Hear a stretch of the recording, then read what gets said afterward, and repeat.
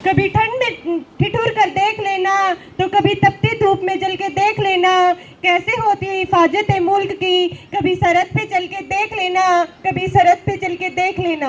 आदरणीय प्रधानाचार्य जी, वे मेरे सम्मानित शिक्षकगण, वे मेरे मुख्य अतिथि महोदय, गांव से आए सभी ग्रामवासियों, वे मेरे प्रिय साथियों, आप सभी को स्वतंत्रता दिवस की हार्दिक शुभकामनाएं। आज हम यहाँ अपने देश के सबसे गौरवपूर्ण दिन यानी 15 अगस्त को मनाने के लिए एकत्रित हुए हैं।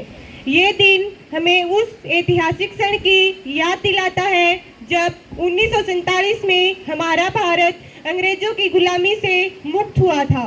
यह सिर्फ एक तारीख ही नहीं बल्कि हमारे देश के वीरों का बलिदान, त्याग और संघर्ष का प्रतीक है।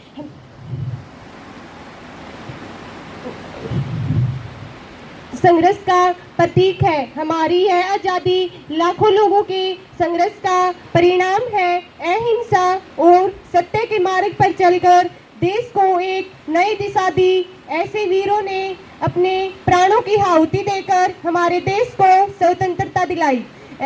इस महान वीरों का बलिदान हमें हमेशा प्रेरणा देता रहेगा। आज हम एक स्वतंत्र देश में सांस ले रहे हैं। हमें यहाँ बोलने की, पढ़ने की, लिखने की और अपने सपनों को पूरा करने की स्वतंत्रता प्राप्त है। लेकिन क्या हमने कभी सोचा है इस स्वतंत्रता के साथ हमारी क्या जिम्मेदारियां हैं? स्वतंत्रता केवल एक अधिकार ही नहीं बल्कि एक कर्तव्य भी है। हमें अपने देश की एकता और अखंडता को बनाए रखने के लिए जाति, धर्म, भाषा के भेदभाव को भुलाकर एक सच्चे भारतीय के रूप में जीना है। भारत एक ऐसा देश है जिसमें अनेक भाषाएं, जाति, धर्म और संस्कृतियां पाई जाती हैं। हम फिर भी सब एक है, यही इसकी सबसे बड़ी शक्ति है। अनेकता में एकता हमारे देश की पहचान है। आज के युवा देश का भविष्य है। अगर हम मेहनत, लगन और ईमानदारी से अपने लक्ष्य को प्राप्त करें तो हमारा देश निश्चित ही विकास की ऊंचाइयों को छू लेगा।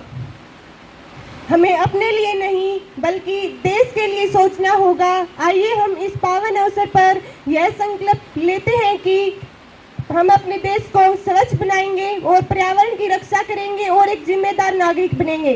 अंत में मैं इन पंक्तियों के साथ अपनी वाणी को विराम देना चाहूंगी।